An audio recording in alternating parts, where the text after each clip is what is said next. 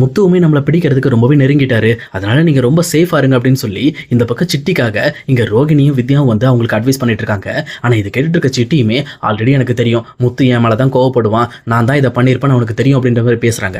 அப்ப சிட்டியோட அடியாளுமே வந்து அண்ணா ஆமாண்ணா இவங்க சொல்றதால நடக்கிற மாதிரி தெரியுதுண்ணா, ஏன்னா சத்யா ஒரு 2 நாளைக்கு முன்னாடி வந்து அங்கே என்கிட்ட விசாரிச்சுட்டு போனானா இந்த மாதிரி வந்து ரோகிணியை பத்தி உனக்கு தெரியுமா, ரோகிணி எதுக்காவது இங்க உள்ள வந்து எதுக்காவது விஷயத்துக்கு கடன் வாங்கியிருக்காங்களா அப்படின்னு சொல்லி சம்மந்தமே இல்லாம இந்த ரோகிணியை பத்தியும் அதே நேரம் நம்ம தான் இந்த சத்யாவோட வீடியோவை பிளேஸ் பண்ணியிருக்கோம் அப்படிங்கிற விஷயத்தை பத்தி எப்படியோ என் வாயில இருந்து பிடுங்கிறதுக்காக ட்ரை பண்ணானா, ஆனா நான் அதை பெருசாக காட்டிக்காம அந்த விஷயத்துல அவனை இக்னோர் பண்ணி விட்டுட்டேன் அப்படின்ற மாதிரி சொல்றாங்க.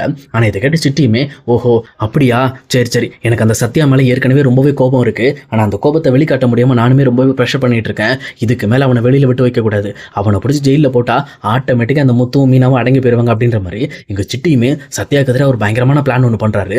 உண்மையை சொல்லப்போனால் சத்யாவை மறுபடியும் போலீஸ்ல மாட்ட வைக்கிறதுக்காக இவங்க ஒரு பக்காவான பிளான் ஒன்று ரெடி பண்றாங்க.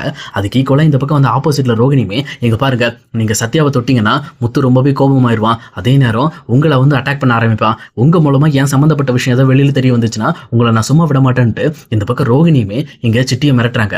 ஆனா சிட்டியுமே அதை பார்த்துட்டு எங்க பாருங்க ரோகிணி இது எங்க பிரச்சனையை நாங்க பார்த்துக்க தெரியும், நீங்க இதுல தலையிடாதீங்க, ஆனா எனக்காக நீங்க ஒரே ஒரு ஹெல்ப் மட்டும் பண்ண வேண்டியது இருக்கும், அந்த ஹெல்ப் என்ன அப்படிங்கிறத உங்களுக்கு நான் கொஞ்ச நேரம் கழிச்சு கால் பண்றேன் அப்படின்ற மாதிரி சொல்லிட்டு இங்க சிட்டியுமே அங்கிருந்து கிளம்புறாரு. அதுக்கப்புறம் இங்க ரோகிணியுமே என்னடா இது இவன் அதுக்கு மேல பெரிய பிரச்சனை கிளப்பவும் போல இருக்கு அப்படின்ட்டு வித்யாட்ட பேசுறாங்க. அப்ப வித்யா இருந்துகிட்டு எனக்கு என்னமோ இந்த சிட்டி மறுபடியும் பெரிய பிரச்சனை இழுக்க போறான், இந்த பிரச்சனைக்கும் சேர்த்து நம்ம தான் பணத்தை அள்ள வேண்டியது இருக்கும் அப்படின்ற மாதிரி வித்யாவுமே தெளிவாக கண்டுபிடிச்சு இந்த பக்கம் சிட்டி யார் அப்படிங்கிறத இங்க ரோகிணி கிட்ட சொல்ல ட்ரை பண்றாங்க. அதே நேரத்தில் சிட்டியுமே ரோகிணி போன உடனே இந்த பக்கம் அவங்க அடியாள்கிட்ட சொல்லி டே எப்படியாவது சத்யாக்கு நீ கால் பண்ணி நாளைக்கு நான் ஒரு இடம் சொல்றேன், அந்த குடோனுக்கு அங்கே அவனை வர சொல்ல போனா என்னன்னு சொல்லி வர சொல்ல போறேன்னா இந்த மாதிரி ரோகிணி சம்பந்தப்பட்ட வீடியோ ஏதோ ஒன்று இருக்கு, அதே நேரம் ரோகிணி இங்க சிட்டி கிட்ட எவ்வளவு கடன் வாங்கியிருக்காங்க லிஸ்ட் எல்லாம் எடுத்து வச்சிருக்காங்களாம், அந்த லிஸ்ட்டை வந்து நான் உனக்கு எடுத்து வச்சிருக்கேன், நீ அந்த இடத்துக்கு வந்து வாங்கிக்க அப்படின்ற மாதிரி அவனுக்கு எப்படியாவது அந்த இடத்துக்கு வரவே அப்படின்ட்டு இங்க சிட்டியுமே சொல்றாரு. இங்க சிட்டி பேச்சு கேட்டு சிட்டியோட அடையாளுமே சத்யாவுக்கு கால் பண்றாங்க. பண்ணது மட்டும் இல்லாம இங்க சத்யா கிட்ட இங்க பாரு சத்யா நீ கேட்டல ஒரு வீடியோ இந்த மாதிரி வந்து ரோகிணி எவ்வளவு சிட்டி கிட்ட கடன் வாங்கியிருக்காங்கன்னு சொல்லிட்டு அவர் லிஸ்ட் ஃபுல்லா போட்டு வச்சிருந்தாரு, அதே நேரம் உன்னோட வீடியோவை பிளேஸ் பண்ணது யார் அப்படிங்கிறதுக்கு உண்டான ஆதாரமும் என்கிட்ட இருக்கு, நீ இந்த குடோனுக்கு வந்து என்கிட்ட வாங்கிக்க, நானும் அந்த சைடு தான் போறப்போ உன்னை நேரில் பார்த்து கொடுத்துட்டு போறேன் அப்படின்ற மாதிரி இங்க சிட்டியோட ஆளுமே கால் பண்ணி இங்க சத்யாட்ட சொல்லிடுறாங்க. அதே நேரம் இன்னொரு பக்கம் இங்க அந்த கேப்ல கரெக்டா இங்க சிட்டி கால் பண்ணி ரோகிணி கிட்ட இங்க பாருங்க ரோகிணி எனக்கு நீங்க ஒரு சின்ன ஹெல்ப் பண்ணணும், எப்படியாவது முத்துவை மட்டும் நாளைக்கு வீட்டை விட்டு வெளியில வர விட்டுறாதீங்க, சொல்லப்போனா இங்க முத்து மட்டும் வெளியில வந்துட்டாருன்னா நம்ம பிளானே மோசமா போயிடும், எப்படியாவது சத்யாவை மாட்டி விடுறதுக்கு இதான் எனக்கு சரியான ஐடியாவா தோணுது அப்படின்ற மாதிரி எங்க ரோகிணிட்ட ஹெல்ப் கேட்பாங்க. ரோகிணியுமே வேற வழி இல்லாம இந்த பக்கம் சரி அப்படின்னு சொல்லி ஒத்துக்கிறாங்க. அதுக்கு ஈக்குவலா இந்த பக்கம் சிட்டியுமே ஒரு பக்காவான பிளானை போட்டு தன்னோட ஆப்போசிட் டீமை வர வச்சு அங்க ஒரு டாக்குமெண்ட் ரிஜிஸ்ட்ரேஷன் ஃபிக்ஸ் பண்றாங்க. அப்பனா சிட்டியுமே அங்க ரிஜிஸ்ட்ரேஷன் பண்றதுக்குலாம் அவங்கள வர வைக்கல, அவங்களை ஏற்கனவே போட்டு அடிக்கிறதுக்காகவும் அவங்களுக்கு சரியான பதிலடி கொடுக்கறதுக்காக தான் வர வைக்கிறாங்க. ஆனா அதை கரெக்டா பிளான் பண்ணி இந்த விஷயத்துல நம்ம எப்படியோ சத்யாவை மாட்டி விட்டுறணுங்கிறதுக்காக தான் சிட்டியுமே அந்த பிளான் பண்ணி பண்ணிக்கிட்டு இருக்காரு. அதுக்கு ஈக்குவலா எப்பவும் போல அடுத்த நாள் காலையில இவங்க சீக்கிரமா போய் அந்த ரிஜிஸ்ட்ரேஷன்ல பயங்கரமான ஃபைட் வருது. அந்த ஃபைட்லயுமே இந்த பக்கம் சிட்டியோட ஆளுங்களும் சேர்ந்து ஆப்போசிட்ல வந்து 3 பேர் பயங்கரமா அடிச்சு போட்டுறாங்க.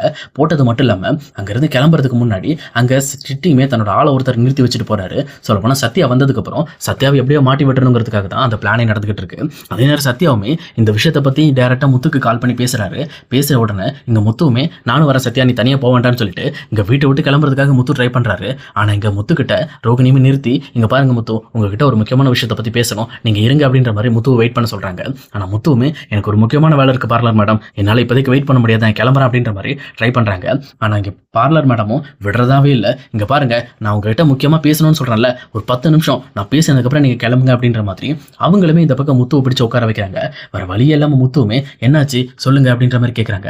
அப்ப இந்த பக்கம் ரோகிணியுமே சும்மா பேச்சுக்கு ஹெல்ப் கேட்கற மாதிரி அந்த 30 லட்ச ரூபா பணம் காணாம போச்சுல்ல, அவனை பத்தி எங்களால எதையுமே கண்டுபிடிக்க முடியல, நீங்க எனக்கு மறைமுகமா கொஞ்சம் ஹெல்ப் பண்ணணும், அப்பதான் என்னால அந்த பணத்தை கண்டுபிடிக்க முடியும்னு சொல்லி இங்க சம்பந்தமே இல்லாம தேவையில்லாத விஷயத்தை பத்தி எல்லாம் முத்துக்கிட்ட பேசிட்டு இருக்காங்க. அதே நேரத்தில் சத்யாவுமே முத்து வருவாருன்னு வெயிட் பண்ணி பார்த்துட்டு சரி அவர் வராததுனால இந்த பக்கம் சரி எதுக்கும் நம்ம குடோனுக்குள்ள போய் ஆதாரத்தை வாங்கிட்டு வந்துருவோம், அதுக்கப்புறம் நம்ம மாமா தானே கிளம்பிடலாம்னு சொல்லிட்டு சத்யாவும் டேரக்டா அந்த குடோனுக்குள்ள போறாங்க. சத்யா அங்க குடோன் பக்கம் வந்ததை பார்த்து கரெக்டா இங்க சிட்டியோட ஆளுமே போலீஸ்க்கு கால் பண்ணி விட்டுறாங்க. அதுக்கேற்ற மாதிரி சத்யாவுமே கரெக்டா குடோனுக்குள்ள போகும்போது அங்க 3 பேர் அடிச்சு போட்டு வச்சிருக்காங்க.